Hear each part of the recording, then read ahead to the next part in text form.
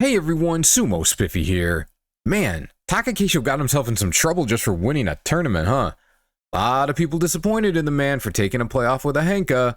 I got my opinions on whether such a thing should be criticized in the first place, but let's set that aside because to me, this is about whether or not that was a henka at all. I understand that I'm in the minority on this one, but I want to break down the playoff alongside a few other fights to try and get an idea of what a henka is in the first place. All the matches are from this past basho. First, we'll look at Abi against Atami Fuji on day 14. This is where Abi begins to rise. 5 frames later, or 1/6 of a second, his left heel rises and he begins the slap that sets up the henka. 12 frames after liftoff, still less than half a second, Abi's already beginning the twist away from Atami. He doesn't get a lot of air, but he's still at almost 90 degrees relative to his starting position. He wants the back of Atami's belt. If he gets it, he might fling him out like he did Takakeisho that one time. If you know, you know. He missed though, and the kid used the rope to catch himself, then recovered to thwart Abi's charge and eventually win. This is more or less what we think of when a henka comes to mind, an immediate jump to the side to get an unbeatable position or, sometimes, to just let an opponent beat himself. Abi's henkas are absolutely unrepentant. When he goes for it, he goes big. Next, here's Chioshoma and Nishiki Fuji from day 8. First, I want to point out that Nishiki Fuji only touches one hand down. This seems to be his norm, but this really needs to start getting enforced. Chioshoma comes relatively upright, but he's actually coming forward here, not instantly jumping to the side. You can see from this 45-degree angle that he hasn't sidestepped yet. Just before contact, he leaps and twists his hips, reaching for the back of Nishiki Fuji's belt. From the original angle, we can see how this is a legit spring to the side, an absolute surprise tactic. Nishiki Fuji by no means gets out of control, but since Chio's able to get the belt and get a grip on top of Nishiki's head, he's still in a badly compromised position. Given where Chio's hand gets his belt, Nishiki Fuji twists the only way he can, but he gives up the back. From here, Chio has full control. This became his second and final win of the basho. The Chio stand-up to henka shift is a little different than Abi's immediate version, but it's no less a henka. The intent is to evade as much as possible and use the opponent's aggressive start to achieve a winning position. Now let's look at something a little different. This is Kotoeko and Hiraumi from day 1. I don't know what's up with the single-hand touchdowns, but this is an actual rule being broken. This is my henka mad thing, I guess. Anyway, with a quick touchdown, Hiraumi gets the jump, but Kotoeko immediately takes a step to the left. This is all happening too quickly for Kotoeko to do this reflexively. This was a planned step. It's easier to see the step from the replay angle. It's not huge, but it's not nothing either. Kotoeko takes good contact, but with his body off the center line, that contact pushes him into an angled stance. He's set up at about 45 degrees relative to the start, as opposed to Abi and Chio's 90. But the lack of full contact still makes Hiraumi stumble forward, giving Kotoeko superior angle for a moment. Hiraumi recovers quickly enough to keep Kotoeko from getting an advantage though. Kotoeko ended up winning a relatively standard fight after that. This is not a henka by any reasonable definition of the term. This was a single step left that still allowed clear contact, but also partially deflected the energy put into that contact. Like the henka, this type of deflection doesn't happen a ton, but it's not that uncommon. It's a good tactic for someone who isn't comfortable committing fully to evasion, but also feels that absorbing the brunt of the contact would put him at a disadvantage. Now let's check out the playoff match.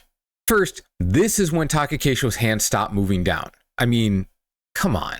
But Atami reacts immediately, so it's hard to argue this allowed Keisho to start before he was ready. Takakeisho's hands come up to Atami's head immediately. He also steps left, ever so slightly. From the closer replay angle, it's easier to see that Keisho's foot moves less than, well, a foot. So this isn't an Abi-style henka. It could be more like Chio's though. We continue. Now we have a hop to the left.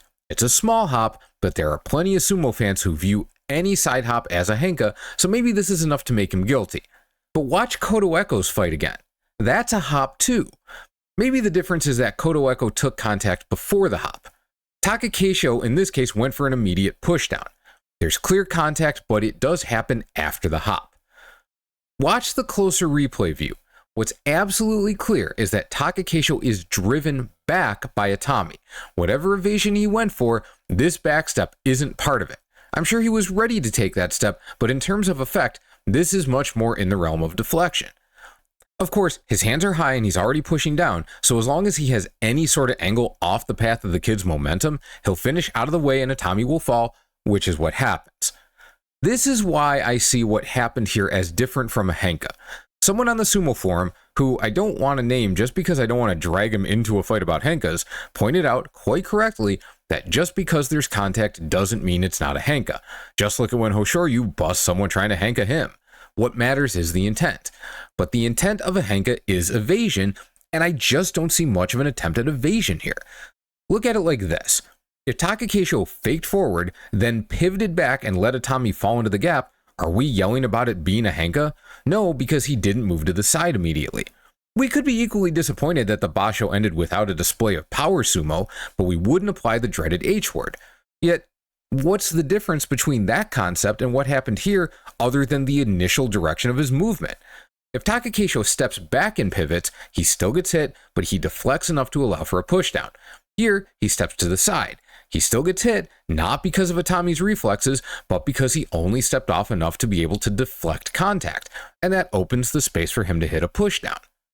Actually, here's one more match to watch. This is between Tochinoshin and Takakeisho from, I believe, September 2020. Tochinoshin steps right, opens just enough space for Takakeisho to fall into, and shoves him down. This is not an evasive step at all, just a deflecting one, but one which led to an immediate win. So I suppose the question is, do you think this is a henka? If so, then I can understand if you also think what Takakeisho did to Atami Fuji is a henka. I disagree, but I think there's a bigger issue at play here. Sumo is a sport without a lot of rules, but with an outside expectation of how wrestlers behave within those rules. In and of itself, that's not a problem. The issue exists where that expectation of behavior, judging a wrestler's hinkaku, works at cross purposes with the reward system of the sport, which is solely about winning. Fans, sumo elders, everyone looking in expects the wrestlers to fight according to a certain loose code, but only rewards them for victory regardless of how that victory is attained. Even at the highest levels, when ranks aren't gained or lost purely on win-loss records, this remains effectively the same. Takakeisho wants to be a Yokozuna, right?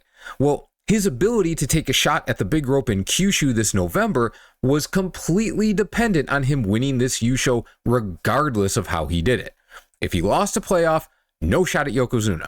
If he won in a quote-unquote improper way, that doesn't matter. He still almost certainly becomes a Yokozuna if he wins in Kyushu.